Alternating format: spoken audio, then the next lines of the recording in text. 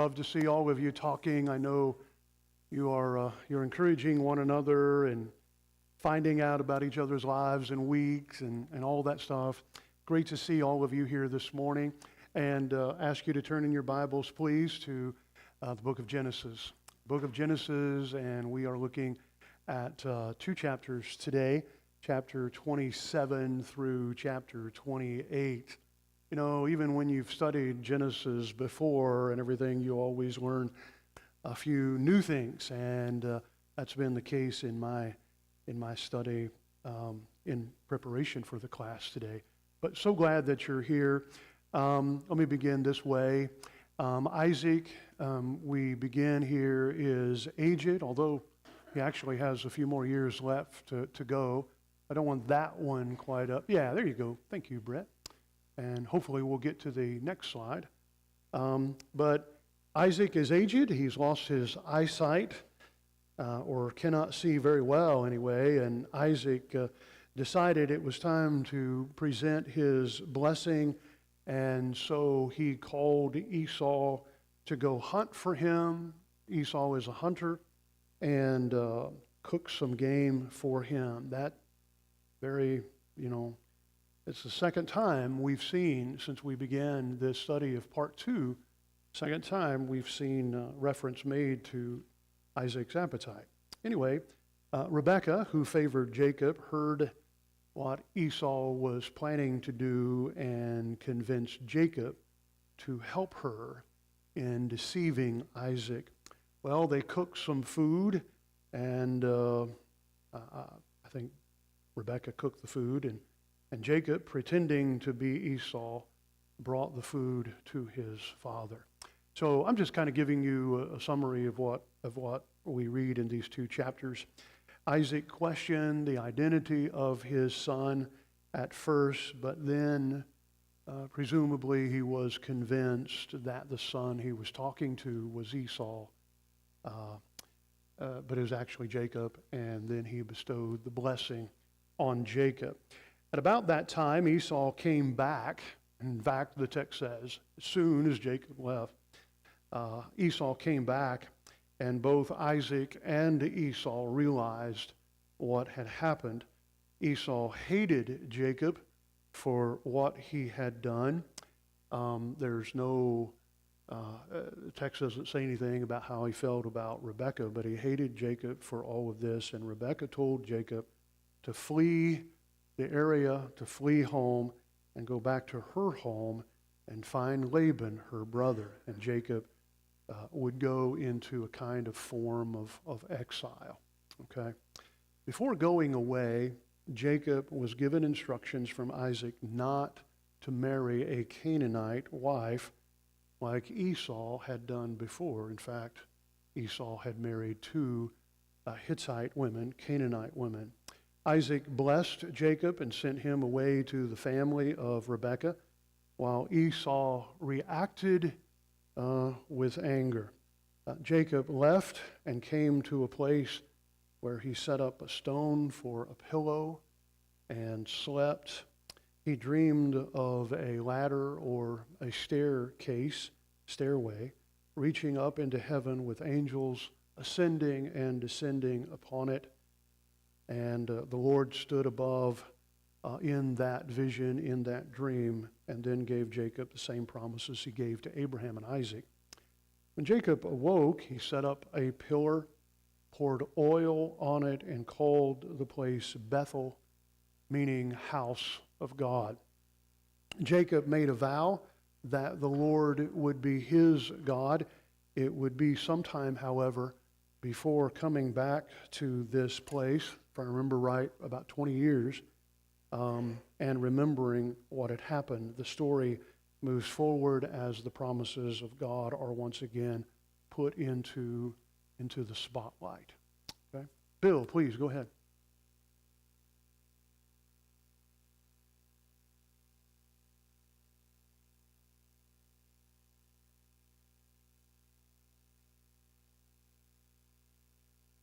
Yes. Mm-hmm. Yes.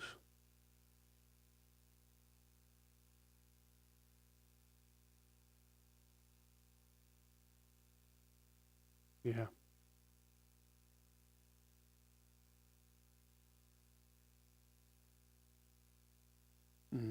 Right. Right.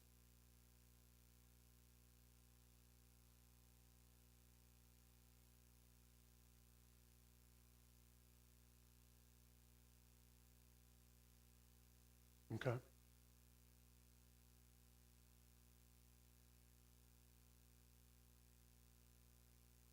Yeah. Yeah. I I think I couldn't disagree at all. I think that's right. I think that's right. This matter of choosing wives and who they're going to choose and all of that is very significant. And there's more design involved in.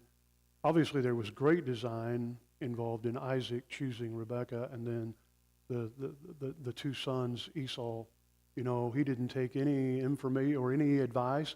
Didn't pray to God. No indication that he did that in choosing his wives. And did Jacob pray about it? I don't know, but at least they arranged that one a little bit more. Jacob's who he would choose as a wife a little bit more. So anyway, this is kind of a summary. Thank you, Bill. This is kind of a summary of what we're going to find here in these two chapters, and we'll look at some of the details here.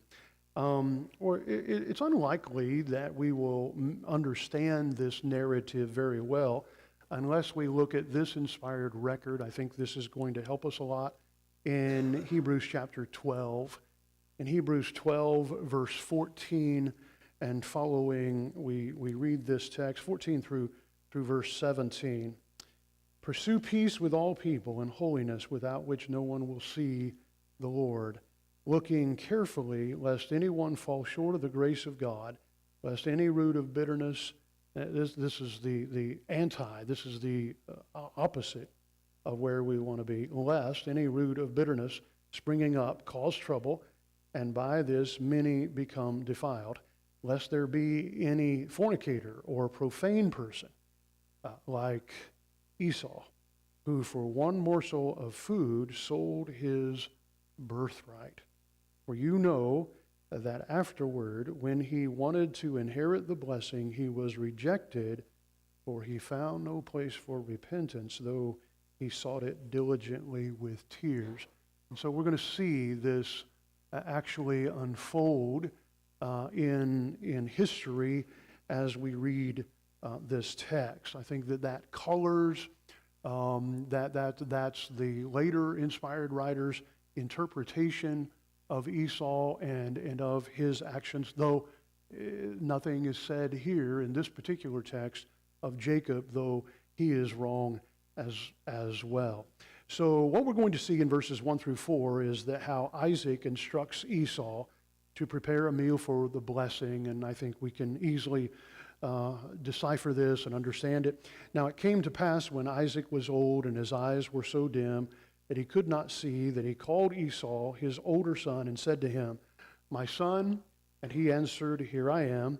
Then he said, "Behold, now I am old, I do not know the day of my death.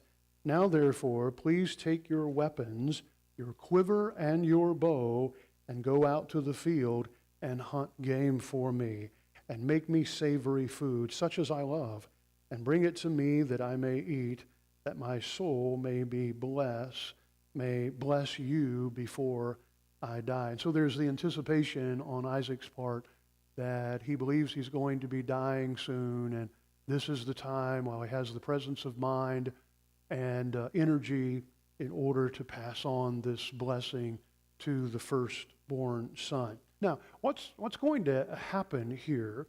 There's enough fault, and we'll see this, and I've already, in the summary, I already told you what's going to happen, and you know what's going to happen from reading these two chapters, but there certainly is enough fault to go around for everyone that's involved. Think about Esau. He traded his birthright for so little, and we saw that in Hebrews chapter 12 as well, indicated there, because the promise of God was of such little value to him. And the inspired writer gives his commentary on that. You don't want to be like Esau, okay, who sold his birthright for so little. And of course, he broke the oath he made to Jacob in chapter 25, verse 33, where he sold his birthright. Okay, so for all intents and purposes, the birthright belonged to Jacob. It was passed on from Esau to his brother. And then there's Isaac. He's, of course, a major player in all of this. He still seems to be, I don't know whether I should say too governed, but certainly governed by his physical wants, his taste buds. We read about that in chapter 25 and verse 28. It's mentioned that he has quite an appetite. He should have been much more careful, though, with the promise of God and its relationship to the words of God that we find in chapter 25, verse 33.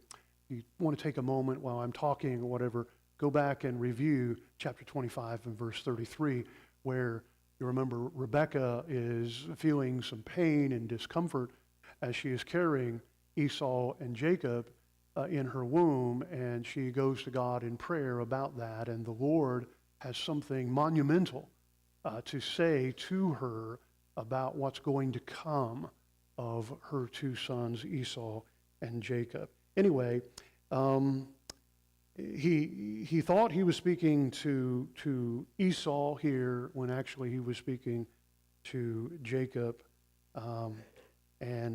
So he said what he said, chapter 27 and verse 29, and blessed him. Again, Isaac should have been more careful, okay?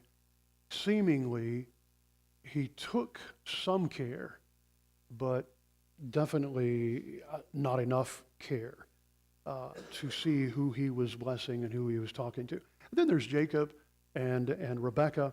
They're certainly major players in all of this, and although having, shall we say, just cause because of the Lord's promise or the Lord's prophecy in chapter 25 and verse 23, and because of the agreement made between Esau and Jacob, they still acted deceptively and made no approach to God in prayer to seek his guidance.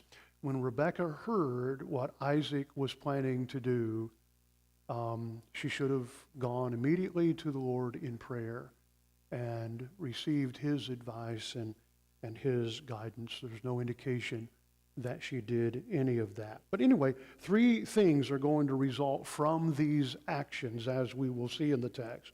Number one, there was great resentment and animosity between the two brothers, and in fact, on Esau's part, toward Jacob.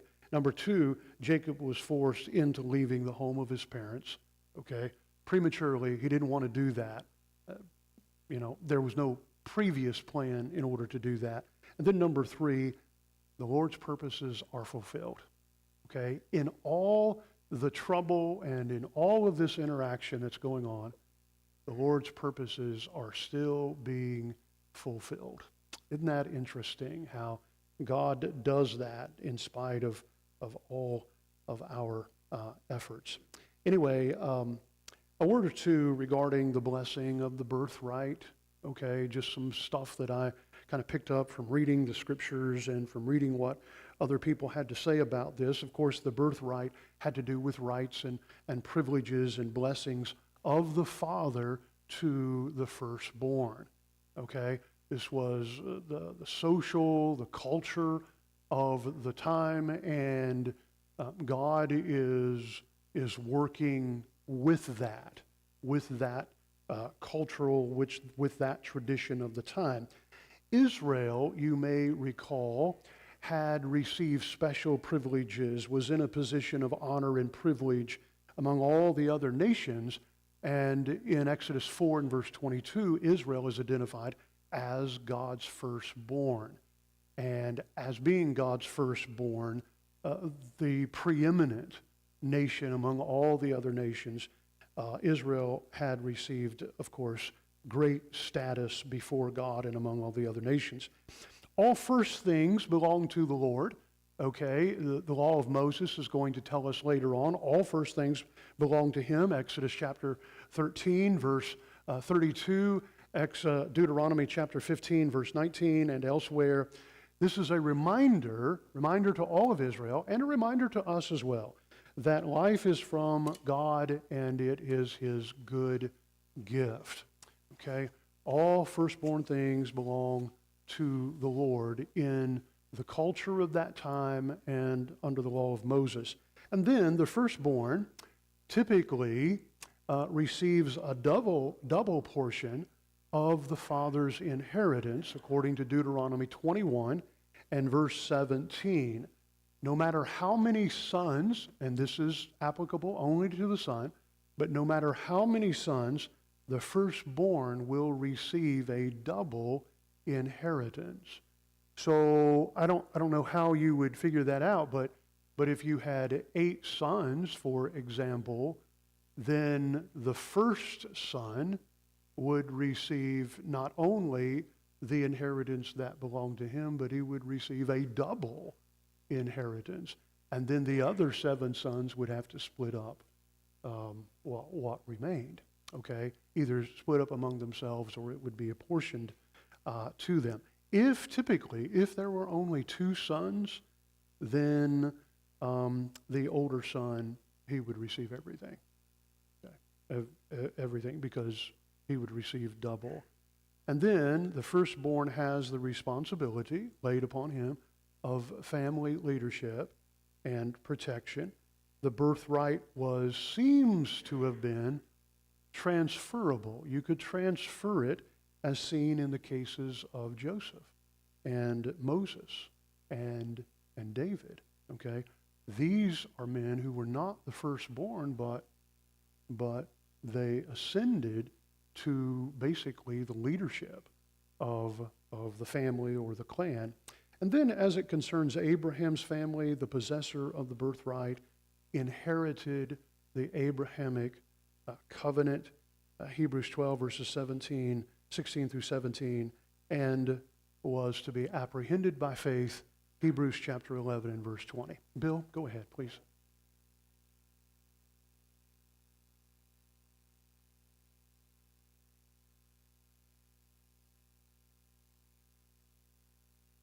Yeah.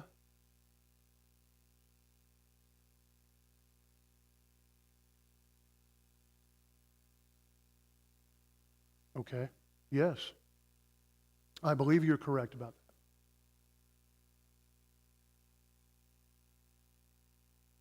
that. Mm-hmm. Yeah. Very good. Very good. Yeah. Yeah. That kind of goes along with what I said there. And then let's look at verses 5 and following to about verse 17, where we're going to see Rebekah instructs Jacob in deceiving his father Isaac. But Rebekah was listening when Isaac spoke to Esau, his son, and Esau went to the field to hunt game and to bring it. So this is a perfect opportunity for Rebekah to spring into action. So Rebekah spoke to Jacob, her son, saying, "Indeed, I heard your father speak to Esau, your brother, saying, 'Bring me game and make savory food for me, that I may eat it and bless you in the presence of the Lord before my death. Now, therefore, my son, obey my voice according to what I command you.'" So this is Rebekah speaking to Jacob. "Go now to the flock and bring me from there 2 choice kids of the goats, and I will make savory food from them for your father, such as he loves. Then you shall take it to your father, that he may eat it, and that he may bless you before his death." And Jacob said to Rebekah, his mother, and listen, this is quite an objection here, because it indicates that Jacob knows some important things, okay? "Look, Esau, my brother, is a hairy man, and I am a smooth-skinned man. Perhaps my father will feel me, and I shall seem to be a deceiver to him, and I shall bring a curse on myself and not a blessing." But his mother said to him, "Let your curse be on me, my son, only obey my voice and go get them for me." And he went and got them and brought them to his mother, and his mother made savory food, such as his father loved. Again, you'll notice here, before I finish here in verse 17, this emphasis on Esau's, or rather Isaac's appetite, okay? I mean, again and again, this is mentioned. Then Rebekah took the choice clothes of her elder son Esau, which were with her in the house, and put them on Jacob, her younger son. And she put the skins of the kids of the goats on his hands and on the smooth part of his neck. Then she gave the savory food and the bread which she had prepared into the hand of her son Jacob. So interesting process that's taking place. You'll notice in verses 5 and following, Rebekah is the one who is orchestrating this deception and is very insistent.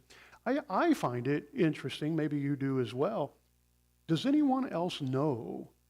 Does Isaac know? Does Rebekah know about the prior deal that Esau and Jacob had made about selling the birthright to him? Okay, there's no indication that Rebekah is saying, we need to do this because actually, your older brother sold his birthright to you. So we are well within our rights to do this. Okay, she doesn't make that appeal. The appeal instead seems to be that she's doing this because Jacob is her favorite son. Okay. Yeah, Bill?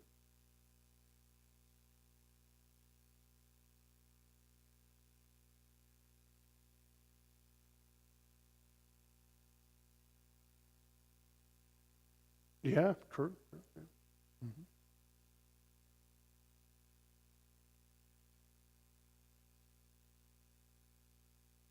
Mm-hmm. Yes.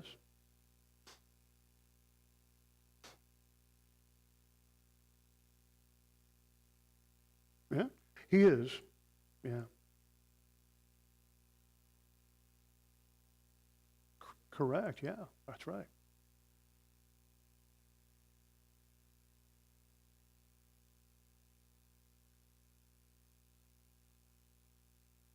Yes, that's right. That's right.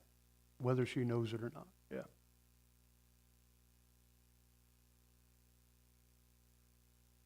yeah, yeah. That's right. That's right. And the text actually indicates that the wives didn't like Isaac and Rebekah. I think that's actually in the text a little bit stronger that they didn't get that they didn't that they despised them. And of course, Isaac and Rebekah picked up on that. They understood that, and that put the birthright in jeopardy as well, because Esau had married into the Canaanite clans. Okay, so that was not a good thing. Okay, worshiper of other gods and that kind of thing is going on here. Anyway, Rebekah, back to where I was. Rebekah was orchestrating all of this and very insistent. Jacob, you must obey my voice. And in verse 11 and following here, Jacob is not as concerned about deceiving his father. He doesn't raise that objection. He didn't say, well, this is wrong. We shouldn't be doing this. We shouldn't be deceiving, our father, my father, like this. But what he's most concerned about here is getting away with it. How can we better deceive my father? So, and then in verse 12, Jacob seems to show some awareness of the curse that God had attached to the promise of Abraham way back at the beginning in chapter 12, Revelation or Genesis 12, and verse 3, and that there was a warning associated with God's original promise. I'm going to curse those who curse you, Abraham.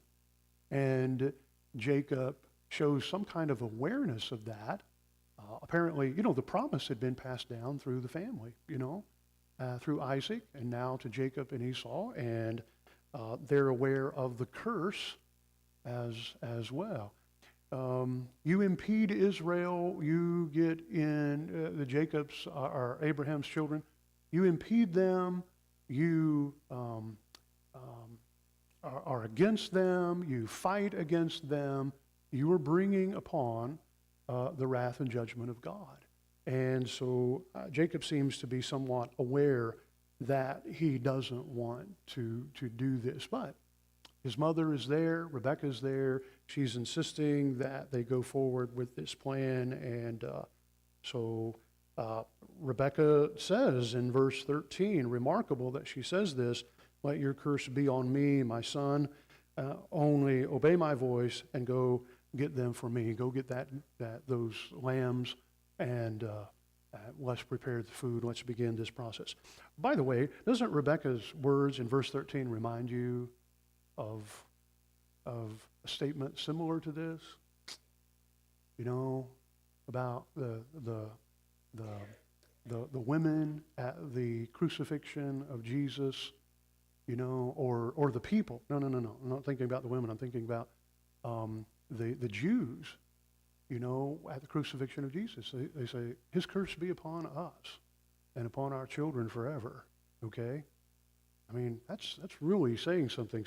So she's not as concerned about this. Let your curse be on me. And so she really stakes her life, her future, her well-being on what she is trying to make happen here.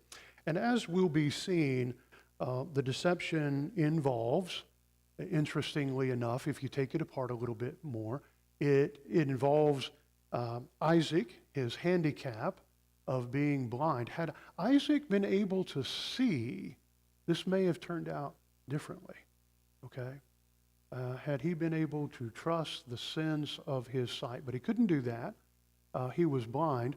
But you'll notice that all the other senses seem to be hitting on all cylinders here, okay?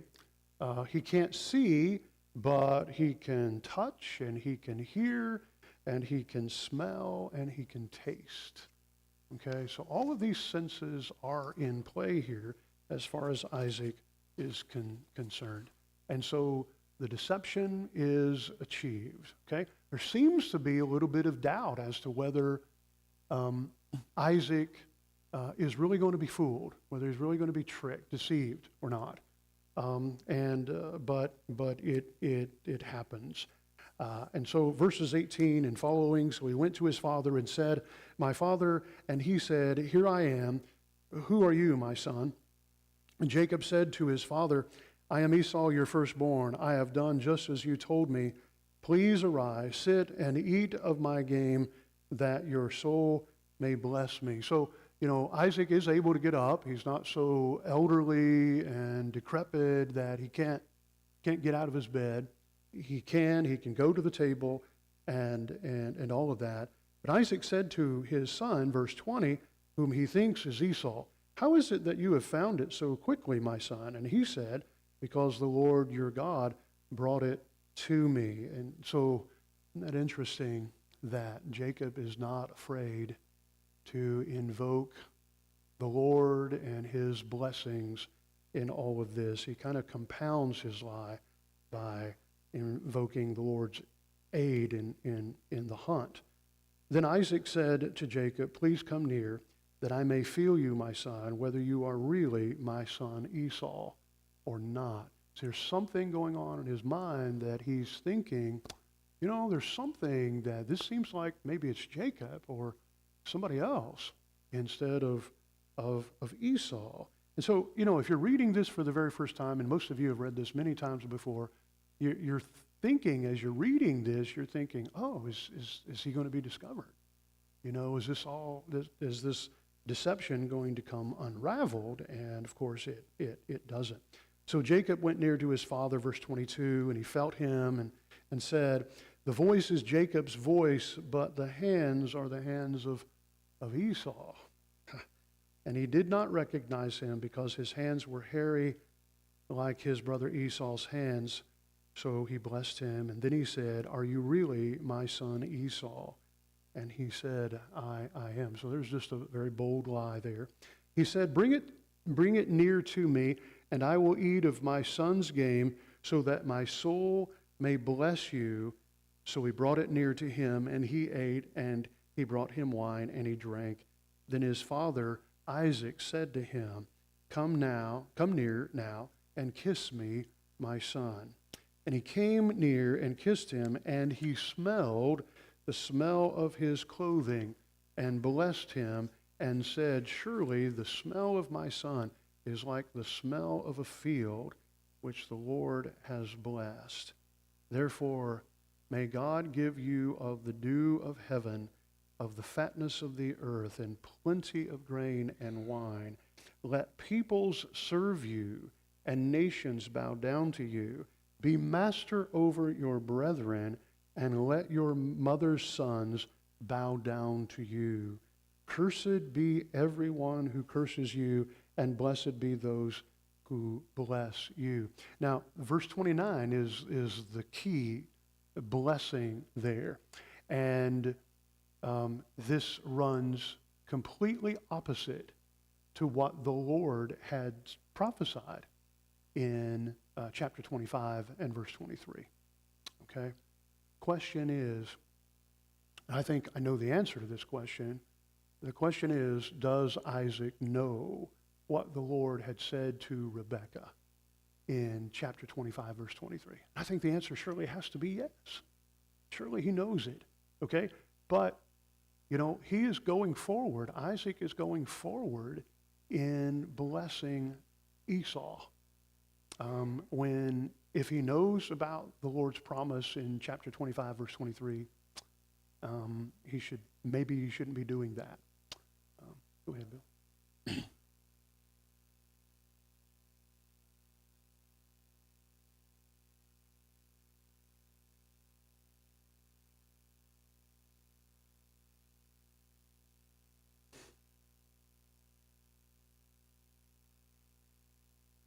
Yeah.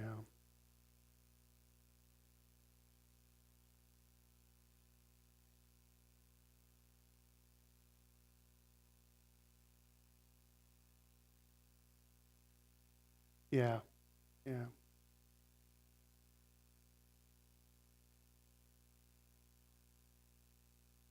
Okay. Thank you. Thank you very, very, very much for that. There are a couple of parts to this blessing, Isaac's description of Jacob. He thinks he's describing Esau, of course. Isaac's description of what Jacob would receive, verse 28, receive really personally, and then thirdly, Isaac's description of Jacob's future in relationship to others. All the while, he thinks he's blessing Esau, okay? But he's actually speaking of Jacob. And so verse 29 is key. Jacob inherits Abraham's blessings and his destiny, referring back to Genesis 12, verse 3. The promise is reiterated again in chapter 15 and also in chapter 17 of Genesis and other places as well, Numbers chapter 24 and verse 9. So beginning in verse 30, now it happened as soon as Isaac had finished blessing Jacob. Okay, so right on the heels of all of this, Jacob had scarcely gone out from the presence of Isaac his father, that Esau, his brother, came in from his hunting. And so what we're going to see here is not Isaac saying, I bless you, my son Esau, but he's going to tell him of a pretty dismal future, okay, that lies ahead. Verse 31, he also made savory food, Esau that is, and brought it to his father and said to his father, let my father arise and eat of his son's game, that your soul may bless me. So Esau is very keenly aware and desires the blessing of his father. And his father, Isaac, said to him, who are you? So he said, I am your son, your firstborn, Esau. Then Isaac trembled exceedingly and said, Who? Where is the one who hunted game and brought it to me? I ate all of it before you came, and I have blessed him, and indeed he shall be blessed. Okay, this is why he's trembling, okay, exceedingly, because he knows that once this blessing has been issued, then it's not to be recalled.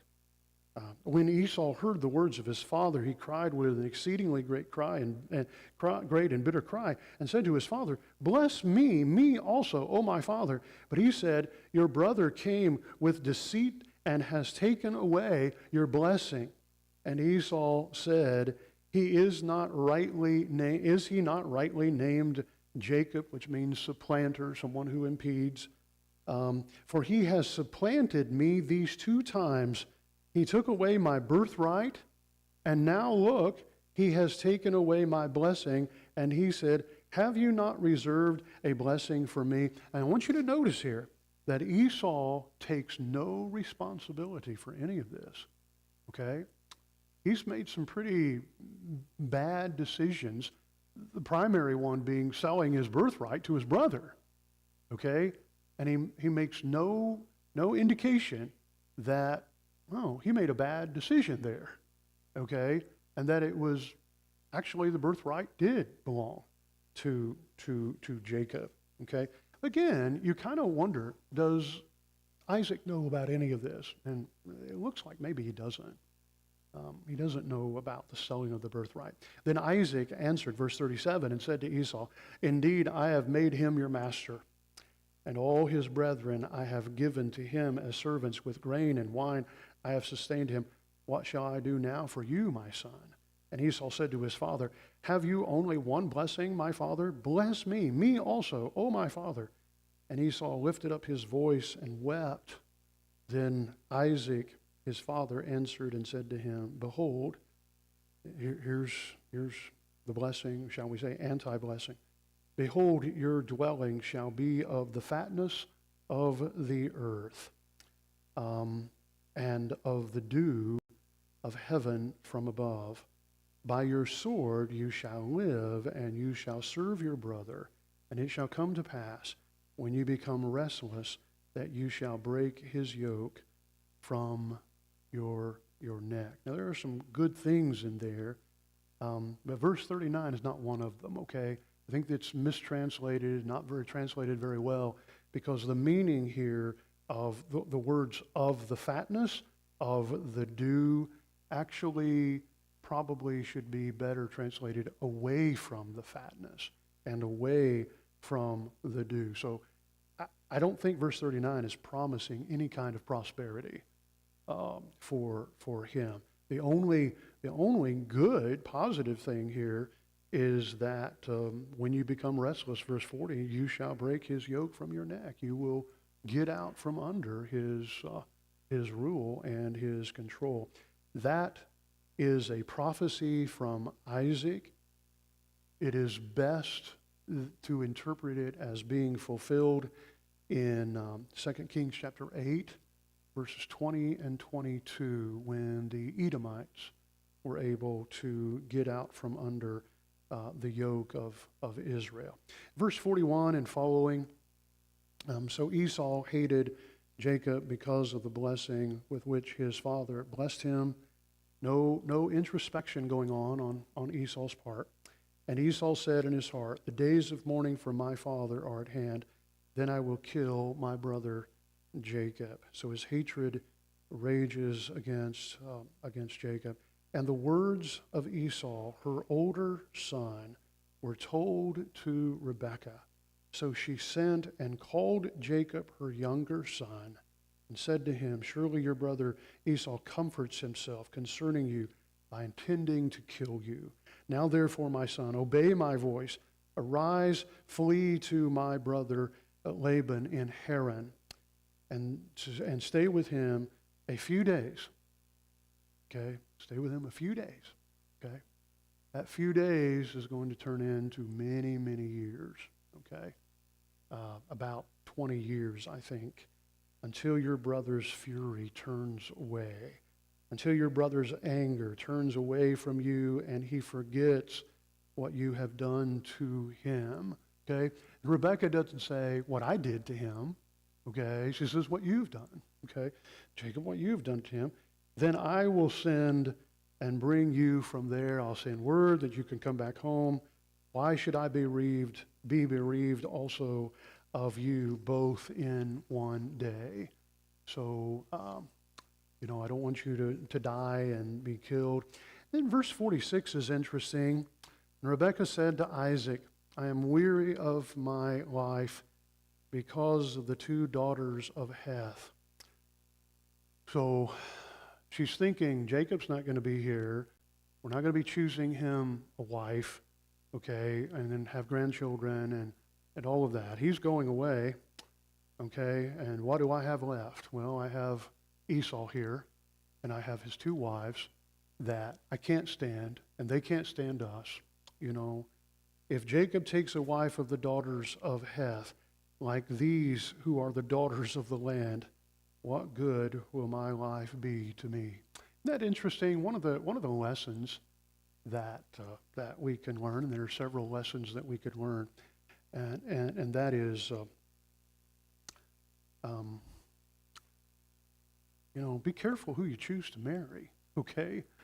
And if you have a role in helping your children choose a mate, give them good advice, give them good counsel, because who your children marry can have a lasting consequences on you and the enjoyment of your life. That's a very important lesson. Well, our time is up. Instead of going through chapter 28, and chapter 28 is not too long, I will reserve that for next week and incorporate that into the next two chapters that we begin looking at.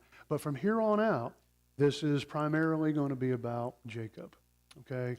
Jacob, and then ultimately his marriages and his offspring all the way to the end of the book of Genesis. All right, thank you very much for studying with me and being interested in this.